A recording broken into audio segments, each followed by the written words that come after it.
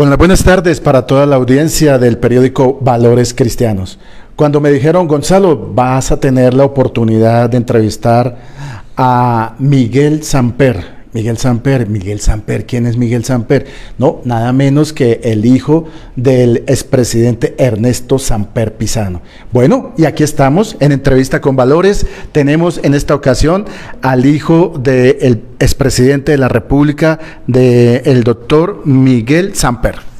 ¿Cómo están? Muy buenas las tengan. Pues obviamente para mí es muy grato estar acá y por supuesto un saludo para todas las personas que nos vean a través de los medios digitales de Valores Cristianos. Bueno, también nos acompaña en esta mesa el pastor Luis Eduardo Barbosa, presidente de los Capellanes en Colombia. Bueno, muy buenas tardes y qué alegría estar en esta mesa de trabajo, pues construyendo futuro y dándole la bienvenida al doctor Ernesto Miguel. Por intermedio mío, Ernesto, también, no, él se da por aludido. Vemos que representa una nueva clase dirigente por su juventud, su dinamismo, sus ideas, entonces qué alegría estar aquí en esta tarde. Y también detrás de cámaras vamos a darle aquí el micrófono al presidente, el representante legal del periódico Valores Cristianos, Juan David Guzmán. Gracias Gonzalo, gracias mi pastor Barbosa. Miguel, bienvenido a los micrófonos del periódico Valores Cristianos. Para nosotros también es un placer tenerlo acá. ¿Y podemos iniciar de una vez con las preguntas o quieres dar una antesala? Sí, señor. Entonces, la pregunta del millón, ¿quién es Miguel Samper?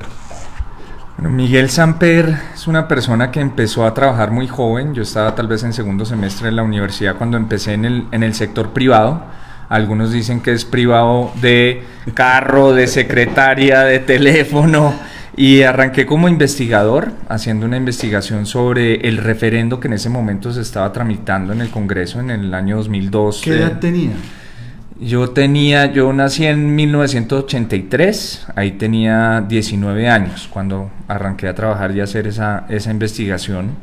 Y eso dio como resultado mi primer libro, que es el ABC del referendo. Yo ya, a falta de uno, ya he publicado 3 libros, ya he sembrado varios árboles, tarea a la que tuve responsabilidad después desde la Agencia Nacional de Tierras, que fue como culminé mi servicio público, pero ya podemos darnos por bien servidos en ese sentido. Y luego, después de hacer mis maestrías, yo tengo una maestría en Derecho Internacional en la Universidad Nacional de Singapur, tengo otra maestría en la Universidad de Nueva York en Derecho y Economía, y luego de hacer mis estudios de posgrado volví aquí al país, monté una fundación porque siempre me han interesado los proyectos sociales, y después me aventuré y me zambullí en ese ejercicio y aventura que es el servicio público, que ha sido lo más gratificante que he hecho en los últimos 11 años. Bueno, recordemos la niñez, doctor Miguel. No todo el mundo se da el privilegio de estar corriendo y jugando en Casa de Nariño. ¿Qué recuerdos tiene de esa época? Bueno, yo siempre digo que yo soy digno hijo de mi padre porque muy a pesar de él, nosotros estuvimos ahí acompañándolo porque sí que mamábamos gallo. Eso a mí en la casa siempre me enseñaron que había que tomarse la vida con sentido del humor, que había que mamarle gallo a las dificultades, como se dice coloquialmente, y cuando uno está pequeño, pues la forma de hacerlo es haciendo pilatunas y correrías, pero sí me gustaba mucho acompañar a mi señor padre a los viajes regionales. Los viajes regionales, pues obviamente todo el mundo me decía, pero vaya a los internacionales, que esos, pero mi papá, ahí donde lo ven, una persona tan jocosa, tan amable, nunca nos dejaba perder colegio. Él siempre decía, la formación es primero, usted tiene que ir al colegio, y nosotros sí podíamos pegarnos las escapaditas, no del colegio, pero en los fines de semana acompañarlo a los viajes regionales, y a mí me encantaba eso por el fervor de la gente. Mi papá siempre tuvo y sigue teniendo muy buena acogida en la gente, en los extractos populares de Colombia, por todo lo que alcanzaron a hacer, pues por la gente más necesitada de este país en ese sentido, y por las labores sociales. Fíjese que el otro día yo le contaba al pastor que se me acercó una señora, estamos en la costa caribe, y se me acercó una señora y me miró muy seria y me dijo, ¿usted es el hijo de Samper? Yo dije, miércoles, ahora me van a regañar, yo no sé qué hizo mi padre.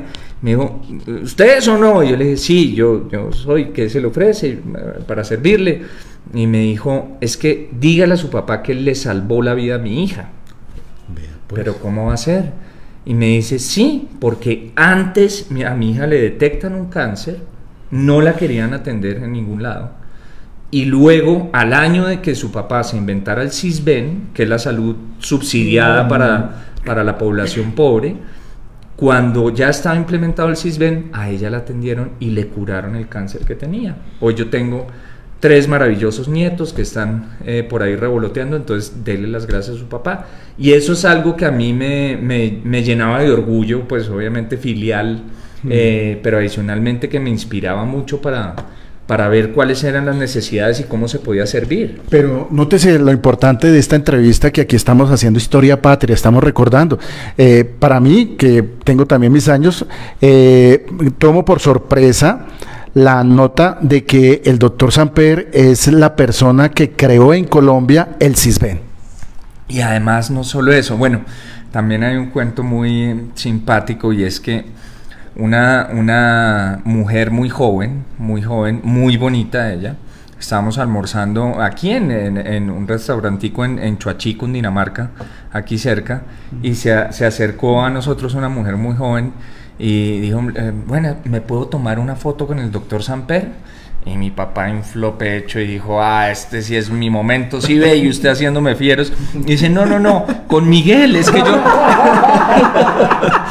yo lo admiro mucho, porque el trabajo que hicieron en la agencia de tierras, yo lo sigo profusamente, y entonces me tomé la foto y yo, pero no me dejé de lado al presidente, y dice, bueno, está bien, una foto con él también. Y entonces ahí sí se puso orgulloso, se levantó, se tomaron la foto y se voltea y le dice, mi abuelita no me lo va a creer. Y mi papá, ya es de otra generación, pero ella nos contaba después que la abuelita siempre había querido a Samper, y yo le pregunté que por qué. Y me dijo, es que mi abuelita fue maestra, fue docente toda la vida, hoy está pensionada, pero ella recuerda con mucho anhelo y entusiasmo cuando Samper anunció la mesada 14 para los maestros. Es una mesada adicional, un salario adicional que se les entrega desde el año de 1996 tal vez. Qué bueno. a los profesores en este país, gracias a la gestión de Samper, al punto que ella le dijo no la mesada 14 sino la mesada Samper. Algunos docentes le llaman así, calificada de esa manera. Entonces sí, allí hay bastantes obras sociales con las cuales me toca a mí competir, porque nosotros somos 3 hijos de mi señor padre. Tal vez el que él más quiere siempre es el mayor, porque al igual que mi abuela paterna, que hasta los últimos de sus días... ¿Y usted es el mayor? Yo soy el mayor de la segunda cochada, como digo yo. Pero mi hermano Andrés es docente, ha sido docente toda su vida, y mi papá siempre se siente muy orgulloso de que mi abuela era rectora de un colegio católico de niñas. Mi abuelo Andrés murió en un atril prácticamente, en el atril de la universidad. Entonces mi hermano Andrés siguió los pasos de mis abuelos y siempre se ha sentido muy orgulloso. De mi hermano Felipe pues también se siente muy orgulloso, porque él es empresario, le ha hecho empresa, pulso, arrancó con un cultivo de tomates chiquito y hoy en día tiene una empresa formada. Y yo estoy ahí en la mitad, yo soy el sándwich. Yo digo que yo soy el ideólogo de la familia y el que está llamado a recoger esas banderas sociales, pero él también nos ha puesto a competir no solo entre nosotros, sino con esos hijos que son las obras sociales, que es el Sisbén, la mesada 14, la red de solidaridad social, que es el inicio, el origen de las madres comunitarias, el inicio de la atención a la población desplazada. Y bueno, ahí en el año 2010 yo me aventuré a meterme al servicio público para competirle a eso, pero yo también tengo mis hijitos ahí para mostrar que... Sí, eso le iba a preguntar ahorita. Pastor, su pregunta. Bueno, hablando de la solidaridad, ¿qué piensa del voluntariado? Yo creo que aquí en este país, con tantas necesidades, las personas que voluntariamente quieran entrar a solventar esas necesidades, pues no solo debemos acogerlas, sino que a veces debemos capacitarlas, debemos robustecerlas, debemos darles las herramientas para que puedan seguir realizando ese trabajo, que es un trabajo que no muchas veces en algunos círculos, especialmente de acá Bogotá, se valora, pero que en realidad el impacto que están generando ayudándole al Estado, que a veces se queda muy corto, es absolutamente fantástico. Entonces yo creo que deberíamos profundizar en lo que digo, darles las herramientas, fomentarlo, apoyarlo, claro, robustecerlo y ver de qué forma. Es que algunos políticos, o mejor, algunos dirigentes consideran que eso es como si fuera una competencia. Y no, en realidad es un elemento que ayuda, que complementa, porque el Estado no puede llegar a todas partes. Y no muchas veces estos dirigentes son bien intencionados, entonces más bien lo que buscan es como engordar sus bolsillos en vez de ayudarle realmente a la gente, y el voluntariado es para eso, para fomentar precisamente el trabajo social. Es que el voluntariado viene muy de la mano con lo que usted es y ha hecho, que es servir, ¿no? Claro, yo al principio cuando me dijeron venga para acá para el gobierno, yo estaba muerto del susto. Yo tengo que confesar que estaba muerto del susto. De mis amigos, digamos, de la universidad, somos muy pocos los que nos metimos al servicio público. De la maestría, pues mucho menos. Y a mí incluso cuando estaba terminando una de las maestrías en Nueva York, me ofrecieron un puesto muy interesante en Nueva York, que me quedara ya ejerciendo como abogado. Yo soy abogado pero honrado, no se vayan a asustar. Pero yo sí dije que yo tenía que volver acá al país, porque aquí hay muchas necesidades, pues nada más cómodo que quedarme allá ganando una buena plata, pero a mí lo que me gusta es el servicio.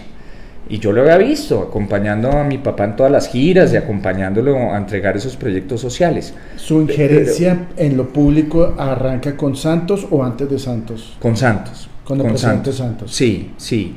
Yo antes me dedicaba a análisis de política pública, análisis del referendo que votamos en el 2003, pero más allá de eso, arremangarme y meterme al servicio público, solo ocurrió en 2010, cuando me invitaron a coordinar el equipo que redactó, presentó ante el Congreso e impulsó en el Congreso la que hoy es la Ley de Víctimas y de Restitución de Tierras. Porque en el derecho internacional de los derechos humanos eso era lo que yo tenía claro que tenía que hacer. Pero para responderle al pastor, no dejarlo esperando la respuesta, ahí hicimos un recorrido por todo el país, conversando con las víctimas, charlando con los desplazados, entendiendo las necesidades para incorporar todo eso en la ley de víctimas y restitución de tierras. Y yo ahí entendí lo que es el fervor del servicio público.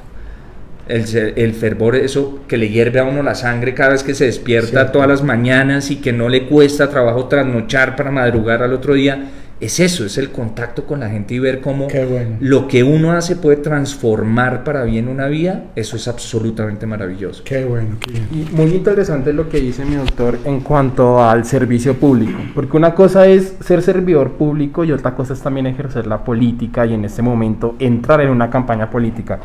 Su experiencia en ese como servidor público y qué le dio por ser también aspirante político. Muy decente, muy decente. Muy directo. No, le faltó decir, ¿por qué le entró la locura? ¿Qué le pasó? No, mentira. Mire, en el ejercicio público me di cuenta de varias cosas. La primera es que si uno tiene vocación de servicio, realmente vocación de servicio, tiene que ponerlo a disposición de la comunidad. Porque nosotros que somos unos privilegiados por haber estudiado, por tener las 3 comidas al día, eso es un privilegio en Colombia. Sí, señor. Nosotros tenemos que devolverle algo al país. Eso es lo que le digo a todos mis amigos. Y tenemos que contribuir en que el país sea mejor para que no seamos privilegiados, sino que privilegiados seamos todos los colombianos. Lo segundo que me di cuenta es que a mí mis profesores de Derecho siempre me decían, vea, este es el Estado colombiano, aquí queda el ministerio de no sé qué, la entidad tal, y si a ustedes los nombran en el IMPEC o en el INCODER, vayan escogiendo celda porque se van a ir presos. De ahí no sale bien, nadie bien librado. Y fíjese que yo como viceministro de Justicia manejé las cárceles. era el director de la junta directiva del IMPEC. Y luego, como director de la Agencia Nacional de Tierras, yo tuve a cargo la herencia o la entidad que reemplazó al INCODER. Y afortunadamente no me fui preso, pues no afortunadamente, sino había que hacer bien hecha la tarea, Como me dijo hoy alguien, ¿y qué, salió libre ayer? Y yo lo que les digo a todos es, miren, hay que tener voluntad, no hay que tenerle miedo a recorrer este país. En la Agencia Nacional de Tierras yo estuve en 290 y pico de municipios, porque a mí me gustaba ir y entregarle los títulos de propiedad a los campesinos en sus manos.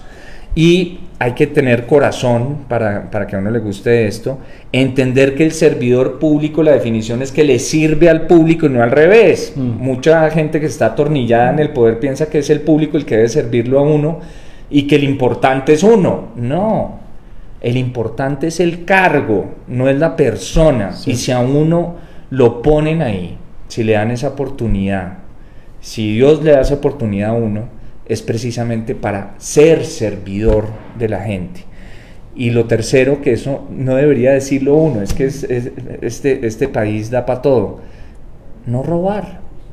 Corrupción. Cuando uno no roba, en el presupuesto, como decía la propaganda, yo no sé si aquí les puedan pedir una cuña, pero rinde que da gusto. El presupuesto público alcanza para hacer muchas cosas cuando uno no se lo embolsilla. Y allá en la Agencia de Tierras, por ejemplo, nosotros entregamos 42.000 títulos de propiedad, mientras el INCODER entregaba de a 500, máximo 800. Nosotros entregamos 42.000, beneficiando a 63.000 familias en 2 años y medio. Bueno, usted al empezar la entrevista nos dijo, mi papá dejó unos hijos, como el CISBEN y como otras entidades. Ya cuando lo oigo hablar de la Agencia Nacional de Tierras, podemos decir, ese es uno de sus hijos, ¿y cuántos más hijos tiene? Entre comillas. Esa es una de mis hijas, la agencia. Sí, porque yo la monté de ceros. Sí. La monté de ceros y eso yo pensaba que yo bajaba una mesa y me sentaba con el equipo directivo ya nombrado y le decía, a ver, hermano, vamos a hacer esto en entrega de títulos, hombre, vamos a ponernos en esto, usted póngase a analizar los baldíos, No, eso le toca a uno ir y hacer fila en la DIAN, pedir el NIT. La creación de una entidad pública tiene sus complejidades, especialmente cuando uno quiere dejarla bien armadita para no cometer los errores del pasado. Manual de contratación, manual de funciones, el nombramiento de la gente de planta, las escaleras, eso tiene sus complejidades. Lo que yo considero es que dejamos una entidad muy bonita. Lastimosamente los últimos 3 años ha venido ahí cojeando, y adicionalmente cambiamos la mentalidad en que opera la institución de tierras. Antes el INCODER se quedaba así cruzado de brazos esperando que un campesino por allá en el Casanare levantara la mano y, oiga, yo tengo un baldío, por favor entréguemelo. Nosotros cambiamos la metodología para que fuera un sistema de oferta. Salíamos al territorio a ver qué necesidades había y en el territorio solucionábamos las necesidades. Sí. Entonces eso fue un cambio de mentalidad de los funcionarios, de todos, y de verdad cada viaje, cada oportunidad era una maravilla de conocer una nueva persona y de transformar una nueva vida, que eso yo considero un buen legado, como también la ley de víctimas y de restitución de tierras. ¿Suyo también? Sí, pues nosotros coordinamos el equipo que la preparó. De manera integral. Exactamente. La reforma a la ley de justicia y paz, porque los paramilitares estaban sin entregar bienes, sin reparar a las víctimas, sin contar la verdad. Nosotros ahí establecimos los mecanismos para apretarles las tuercas. La reforma al Código Penitenciario. ¿A la JEP? Sí, esto fue antes del proceso de paz. Antes del proceso de paz. La reforma al Código Penitenciario, que antes los presos eran considerados como una basura, que yo quiero que me recojan de la puerta de la casa y no sé dónde lo boten, mientras lo boten muy lejos.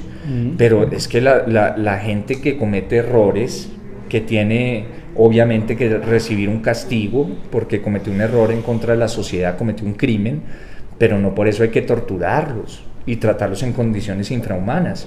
Todos esos son unos legados que yo ahora en esta campaña del Senado pretendo continuar retomando esas banderas sociales y continuar fortaleciendo ese legado. Gracias, doctor Samper. Precisamente encontramos aquí en Miguel Samper un joven bien preparado y ya muchos están dando su nombre como candidato al Senado de la República.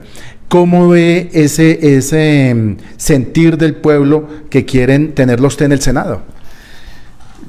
Lo que me han dicho es, mire, a mí me gusta pues las propuestas, por supuesto, pero más yo estoy proponiendo 2 cambios en este ejercicio político. Ya cuando lleguemos allá son múltiples las reformas que podemos hacer. El primer cambio es en la forma de hacer política, porque aquí el problema de la gente que recibe un tamal, una teja, un bulto de cemento, 50,000 pesos por el voto, es que después no les puede exigir a los políticos. Y me lo decían aquí en Soacha, me decían en Soacha, mire, es que yo la vez pasada cometí el error de venderle el voto y los de mi barrio a un político, y cuando fui a golpearle la puerta a ver si me pavimentaba la calle, me dijo, no, yo a ti ya te pagué. Entonces tenemos que cambiar esa forma de hacer política.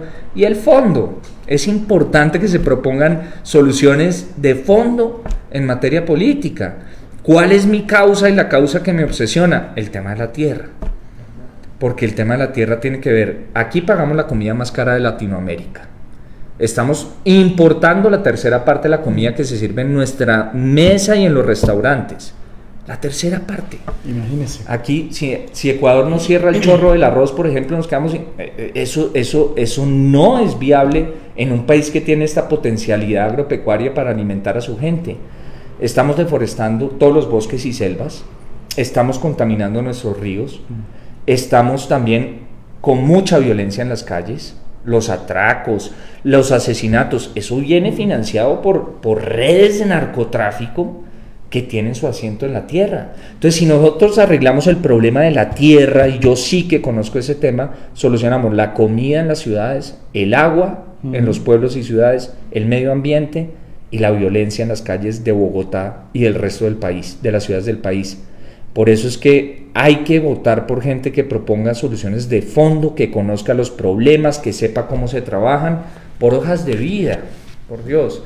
Yo muchas veces les digo, mire, yo pongo a disposición mi hoja de vida. No quieren votar por mí porque la propuesta no les gusta o porque de pronto no les gusta que la cachucha, alguna cosa. Perfecto, pero voten por hojas de vida. Voten por gente que sepa cómo funciona el Estado y que tenga la voluntad de ayudarle a la gente más vulnerable. Para defender a la gente que tiene sus recursos y sus beneficios, ellos se pueden defender solitos. Pero las causas estructurales de la crisis que está afrontando Colombia necesita soluciones de raíz, soluciones de fondo. Eso es lo que propone Miguel Samper a la hora de hacer política. ¿Tienes una pregunta, pastor? Sí. Usted habla con mucha propiedad y con cierta pasión de la tierra. Creo que el otro segmento sería la familia. Por supuesto, es que aquí la degradación por ejemplo, el tema de la violencia es una degradación de los valores en la familia, es una degradación de la cultura ciudadana, que la cultura no solo es en el colegio, ni tampoco en la universidad, ni tampoco en la calle, sino empieza, pasa y termina en la familia. Y yo, pues siempre, una de mis primeras angustias cuando iba a tener mi hija era precisamente eso. Yo creo que a todos los que somos papás nos ha pasado por la cabeza, hombre, ¿será una mujer de bien? ¿Será una mujer que va a contribuirle a ayudar a este país? ¿Será una mujer que no va a robar? ¿Será una mujer que no va a matar? Y ese tipo de angustias, o por lo menos de dilemas que uno enfrenta, yo creo que la mejor forma de resolverlos es educarlos bajo la misma educación en valores que nosotros recibimos. Si yo pasé durante 12 años de ejercicio público sin una denuncia, sin una condena, sin una investigación, sin nada, sino limpiecito, pese a que mis profesores me decían que me iban a meter, mejor dicho, en problemas, si yo fui capaz de hacer eso, pues eso es como deberíamos estar educando a nuestros hijos, en valores, porque ese es el cemento de la sociedad. ¿Cuáles son los valores iniciales? Y ayer lo comentábamos con el pastor. Los valores en donde encontramos nosotros la tabla inicial de valores está en los 10 mandamientos. Muy bien. Es que no hay que ir más allá de eso, Muy no hay bien. que ir más allá de eso. Principios constitucionales, principios normativos, todo eso a nosotros los abogados que nos gusta tanto, todo deriva en realidad de los principios básicos del ser humano, que ahí los tenemos consignados en los 10 mandamientos. Correcto, muy bien. Mi doctor, y dentro de esos dos programas, estamos hablando de tierra y familia, los dos pueden ser apoyados dentro de la iglesia, por la iglesia cristiana. El periódico Valores Cristianos, el 95% de sus seguidores y lectores son cristianos.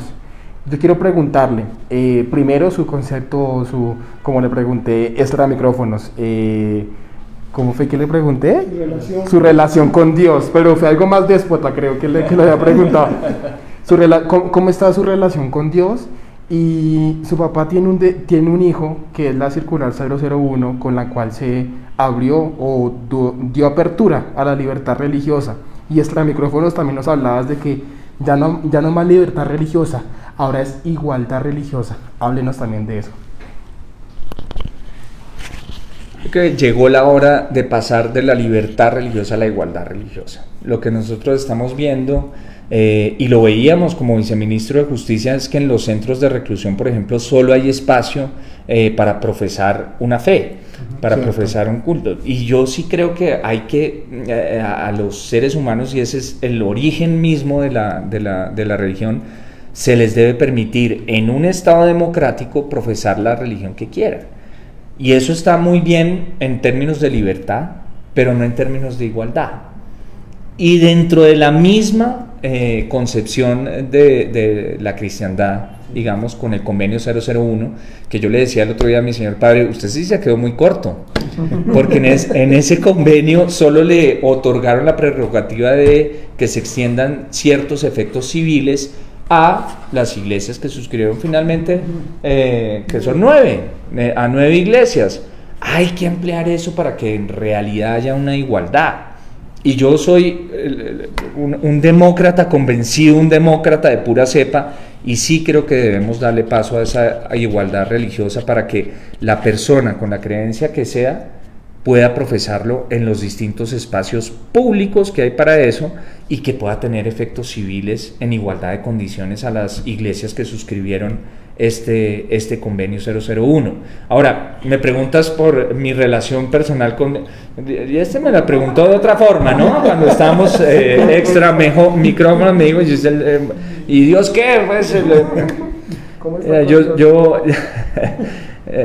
tenemos una relación diaria, continua, y yo soy católico, yo de hecho mi hija la estoy formando en el catolicismo, la bautizamos, pues, apenas nació, y me gustaría que ella siguiera los pasos, eventualmente en igualdad de condiciones. Si ella decide profesar otra fe, pues no habría ningún inconveniente.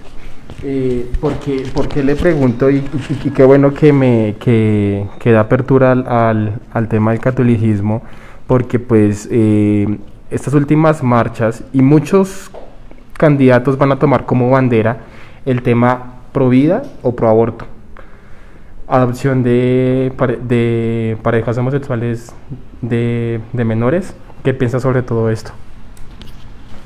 Todas esas discusiones morales, aquí está haciendo ceñitas de lo corché, pero mira, yo tengo varias perspectivas, una como católico, otra como abogado, y yo creo que la conjunción de todo eso en términos políticos me hacen a mí decir lo siguiente: en este momento de crisis pues hay discusiones que son mucho más relevantes para la gente que no tiene que comer, para la gente que en este momento está buscando, perdió su puesto de trabajo, hay 3,5 millones de personas, pero sí puedo responderte lo siguiente, frente al aborto, por ejemplo, en concreto, a mí no me gustaría que mi hija, después de tanto trabajo que me dio traerla al mundo, que ella tomara la decisión de abortar o no, pero desde una perspectiva, o sea, a mí me gustaría que ella se mantuviera, hay muchas más opciones, pero desde una perspectiva de abogado y como director que fui del Consejo de Política Criminal, sí estoy seguro que la cárcel no es la salida para eso. Tenemos que irnos muchos pasos más allá, y decir en qué estamos fallando en formación en valores, en qué estamos fallando en prevención, en una cultura realmente para formar a nuestros jóvenes, a los adolescentes, en qué está fallando la familia, en qué está fallando el Estado, en qué está fallando la institución educativa y cómo corregimos eso para que no nos lleven al punto de que se genere esa disyuntiva. Pero la conjunción de estos tres factores me hacen a mí no meter dentro de la política este tipo de discusiones morales. Ya te respondí cuál es mi posición personal. Y mi posición como abogado sí es, o por lo menos desde una posición de política criminal, es que la cárcel nunca es la salida. Bueno, veo aquí en su oficina que guarda gráficas de su padre, de su hija, de su esposa.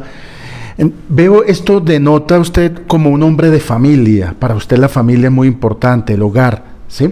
De igual manera, en la palabra de Dios nos establece lo importante que es el hogar, la familia, la formación de la pareja entre un hombre y una mujer. ¿Está de acuerdo en que se continúe en ese legado, en ese principio, que la familia la compone un hombre y una mujer? En un régimen democrático, ese tipo de discusiones, cuando se elevan a una instancia como es la Corte Constitucional, a mí sí me tocaría decir, además como viceministro de Justicia, yo siempre defendí que las decisiones judiciales eran lo que tenían que regir los designios, y yo sí creo que nosotros debemos ser respetuosos, independientemente de la creencia de cada uno, de las decisiones que al respecto tome la máxima instancia aquí desde lo constitucional. Ahora, sí vuelvo a mi llamado, digamos, inicial, y es que en este momento lo que tenemos que sentarnos nosotros es a discutir en dónde estamos fallando en la formación de valores, y esos valores no nos lo va a dar ninguna corte, sino tiene que ser una cosa absolutamente personal que cada uno dentro del seno de su familia vaya construyendo poco a poco. Ahí donde tú ves, esa no es mi hija, ¿no? La que aparece ahí, ahí con poquito pelo desde primera edad, no, en blanco y negro, ese soy yo. Sí, ese soy yo, claro. Lo que pasa es que como me parezco tanto a mi hija, o eso me dicen, no sé si quieran echarme piropos o halagarme.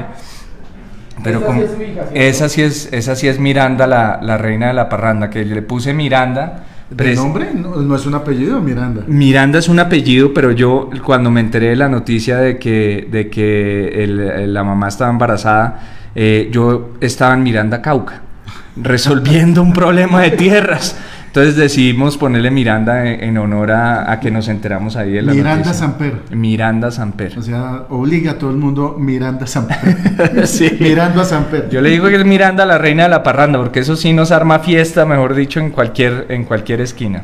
Bueno, doctor Miguel Samper, ¿con qué cobertura, con qué partido piensa hacer este ejercicio al Senado? En este momento yo estoy alejado de los extremos. Estoy en la coalición de centro. ¿Y por qué estoy en la coalición de la esperanza, que es la coalición conformada? Coalición de la Esperanza, usted hace parte de ese grupo. Sí, yo hago parte de la lista de la coalición de la Esperanza. ¿Qué le dijo su papá cuando usted le dijo, papá, voy a ser candidato o me están proponiendo mi nombre al Senado?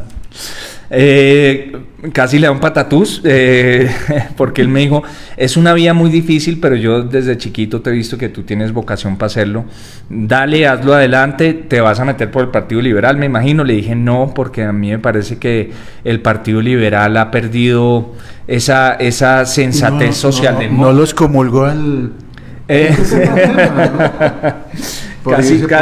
Casi me deshereda, sí. Pero me dijo, no, yo respeto tu decisión, y además que él siempre ha sostenido que él ya a su edad ya tiene muchos años encima como para cambiar de equipo de fútbol, que él también es santafereño, de partido político o de mujer. Entonces que ahí él se queda tranquilito en esos tres aspectos. ¿Usted es consciente del legado de su papá, que no lo dejaron prácticamente gobernar, 4 años ahí capoteando eso, que todo fue detrás de mis espaldas? ¿Usted qué? A mí, mire, a mí me dicen, es que usted es el delfín, ¿no? Entonces yo les digo, si usted me está diciendo delfín porque soy delfín del CISBEN, soy delfín de la Red de Solidaridad, del Ministerio de Cultura, de la Mesa, se lo recibo con gusto. Pero si usted me dice delfín porque yo no he hecho nada, ahí sí no lo recibo. Porque fíjese que yo llevo 12 años partiéndome el lomo, demostrando que se pueden manejar las instituciones públicas con honestidad, transparencia y ayudándole a muchas personas, a miles de personas con las distintas leyes que hemos sacado adelante y con los distintos procesos que hemos sacado adelante. Entonces, y a mí me dicen, pues, oiga, que lo del 8.000, que no sé qué, yo les digo, mire, en mi generación, en nuestra generación, se firmó la paz. Nosotros somos de la generación de la paz. Esos asuntos del pasado que ya fueron judicializados, ya fueron esculcados, dejémoslos allá en el pasado, porque a nuestra generación no le importa más mirar por un retrovisor así mientras lo van sacando del monte. Nosotros queremos ver por el panorámico cuáles son las opciones de futuro y hacia dónde debemos ir. Lo que hay que hacer es siempre mirar al frente, volar muy alto y trazarse un rumbo fijo, que en mi caso es retomar esas banderas sociales y promover una verdadera reforma a la justicia agraria y una concepción en valores en este país. Pero no, tenemos que ser también concretos, sinceros, que en cierto momento usted está nadando contra la corriente frente a otros delfines presidenciales, el caso de Miguel Uribe, el caso de Serpa, el caso de Simón Gaviria, Lara, todos estos personajes que en cierto momento van como en coche. El caso suyo no, tiene la cuestión de estar presentando, porque no hay entrevista que no le pregunte el proceso 8.000, lo de Samper, su papá, lo que sucedió a sus espaldas. Son dos connotaciones fuertes. Y también una connotación fuerte del legado social de Samper. Es que no, lo decían el otro día, es que el último gobierno realmente social fue el de Samper, y eso nadie se lo quita. Y ese tipo de consecuencias, de escándalos, pasaron por el sedazo judicial. Y mire, aquí hay que pensar es a futuro. Yo sí creo que tenemos que salir de esas peleas.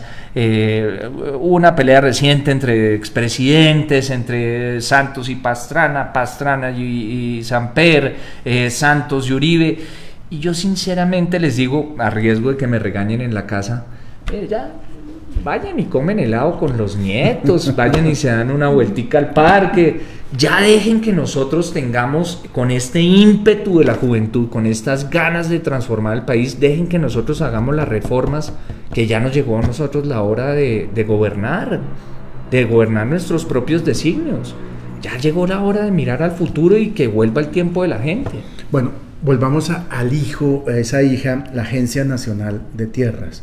Tuvo la oportunidad de crearla, fue el primer director. Usted me contaba, sentía el gran regocijo y no le quitaba ni siquiera, no le daba la oportunidad ni al ministro de entregar esos ¿cómo se llaman? Los títulos de propiedad. Títulos de propiedad. ¿Cuántos entregó? ¿En cuánto tiempo? ¿Cuántos años? En 2 años y medio entregamos 42.000 títulos, beneficiando a 63.000 familias. ¿Y esas 63.000 familias, usted cree que se acuerdan en este momento de usted?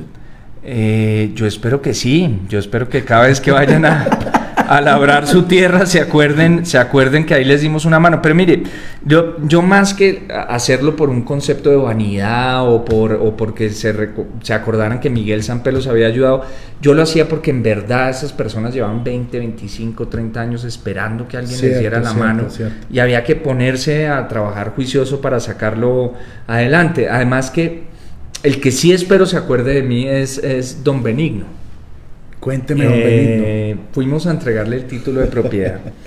Y esto yo siempre se los contaba a mis estudiantes mientras dictaba clase, y se lo cuento a todos los amigos. ¿Cómo así? ¿Aparte de eso es catedrático? Aparte de eso, fui hasta hace muy poco. Pero estábamos ahí y don Benigno me preguntó, oiga, ¿a usted le gusta la yuca? Y dije, pues claro que me gusta la yuca. Estamos en la casa de la que empezaba a ser su casa, porque le acababa de entregar el título de propiedad.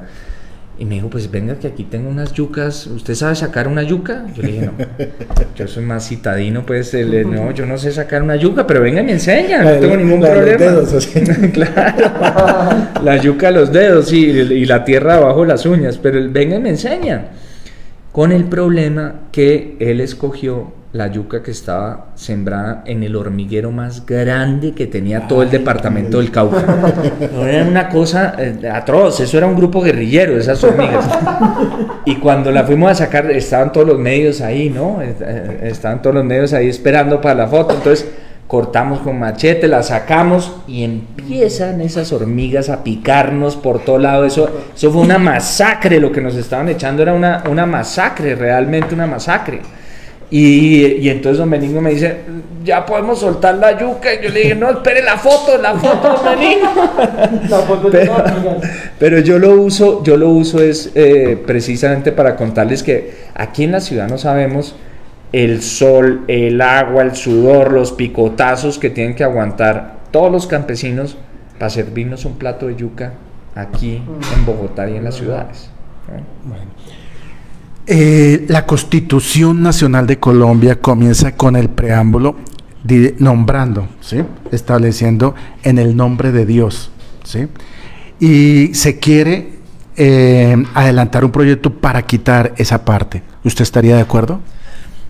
La constituyente, la Constitución se forma de diversas maneras. Su expresión primaria es la Asamblea Constituyente. Y si la Asamblea Constituyente decidió que en ese momento la sociedad colombiana debía encomendar su carta magna, su carta máxima a Dios, yo no entiendo por qué deberíamos ahora cambiarlo mediante un poder derivado que es el Congreso. Correcto. No entendería por qué. Correcto. Muy bien, pastor. Bueno, escuchándolo de la parte de la juventud y hablando un poco de historia, ¿usted cree que tiene ese llamado a hacer una nueva historia? Con las transformaciones que estamos planeando, pastor, yo creo que si pasamos 2 de 3 de las transformaciones que queremos hacer, sí vamos a construir una nueva historia y vamos a enrutar el país hacia un nuevo cauce social, de equidad, de justicia, de valores y de respeto por los demás. ¿Eso conlleva también una reforma a la justicia? Sí. Hay que hacer una reforma a la justicia. Aquí se hizo carrera el chiste que le dicen a todos los estudiantes de Derecho que la vida útil de un abogado son 2 procesos ordinarios, porque se demoran 60 años, entonces ya el abogado está obsoleto cuando ya llevó los 2 procesos ordinarios. Y eso en un país en pleno siglo XXI no se puede. La gente dice, la justicia es para los de Ruana, porque los de cuello blanco siempre están ahí en sus casas tan campantes y con los bultos de dinero que robaron. Eso es inaceptable. Y tampoco puede ser que la justicia, como me lo decía a mí un amigo que es abogado, decía, vea, yo cuando entro a un juzgado a litigar, siento que estoy entrando ahí en una cosa oscura, que no se ve el juez, como en un libro de Kafka. Eso no puede ser, hay que acercar la justicia al ciudadano, acelerarla, meterla en la era digital. Ya todos los servicios se están tramitando a través de la era digital. Uno puede pedir desde su celular, puede pedir un mercado, uno puede pedir una ayuda, uno puede con una simple llamada desde cualquier lugar del país uno puede enterarse y hacer trámites, pero la justicia no. Eso francamente no lo veo aceptable en pleno siglo XXI. Bueno, estamos llegando al final de esta entrevista con Valores. Estamos con el hijo del expresidente Ernesto Samper, Miguel Samper, quien vienen proyectando su nombre al Senado de la República en la coalición La Esperanza, ¿sí? La esperanza, no la otra esperanza, sino la esperanza, la buena. La esperanza, la buena. Su concepto del segmento cristiano, este segmento que día a día está creciendo, ¿cuál es su opinión de esta parte? A mí me parece muy importante el trabajo que hacen, la formación en valores, me parece que es absolutamente fundamental esa formación en valores, ese trabajo por las comunidades, compartimos ahí ese propósito de trabajar por las comunidades vulnerables y lo que les decía en un principio, yo creo que sí llegó la hora de pasar de la libertad religiosa a la igualdad de credos. Y en eso, en ese propósito, creo que sí podemos trabajar todos en conjunto. ¿En cuánto calcula que esta coalición va a sacar senadores? Bueno, estamos aspirando a que entre 16 y 18 senados salgan ahí adelante. Es una coalición conformada por múltiples partidos y la verdad se está proponiendo ahí una lista soñada. ¿Quién estaría jalonando la lista? Eso todavía está por definirse, vamos a ver cómo se define, pero es una lista soñada de gente con diversas experiencias, diversas causas, diversas obsesiones, todos con recorrido, todos con experiencia. Todos queremos ponernos al servicio de la ciudadanía, haciendo unas propuestas que son soluciones de fondo a los problemas estructurales y que no son simplemente para recibir aplausos de la tribuna. En eso estamos trabajando. Muy bien. Su saludo y sus palabras para el segmento cristiano del país que va a estar viendo esta entrevista. A todos los amigos cristianos que están viendo esta entrevista, a los amigos de los sectores cristianos, los invito a que tengan en cuenta mi hoja de vida cuando sean las elecciones al Congreso. Mi nombre es Miguel Samper, yo tengo un recorrido de 12 años al servicio público, no tengo ninguna tacha en la hoja de vida. ¿Cuál es mi causa? La misma de ustedes, la causa de trabajar por la gente y población que más lo necesita, por los que históricamente no han tenido voz. Y mi causa y mi gran obsesión en este momento es la tierra. Yo creo que si arreglamos el problema de la tierra, se arreglan múltiples problemas, no solo del campo, sino que estamos viviendo acá en las ciudades. Entonces los invito a que me acompañen y a que siempre estén pendientes de lo que sale en Valores Cristianos, que esta conversación fue muy grata, de verdad, y se pasó rapidito todo este tiempo que hemos venido conversando, y perdonen pues los chistes, que eso sí, había que meterle algo de sentido del humor, no, ni más faltaba. Fue muy grato de verdad conversar con ustedes. Con la picardía y la alegría que ejerció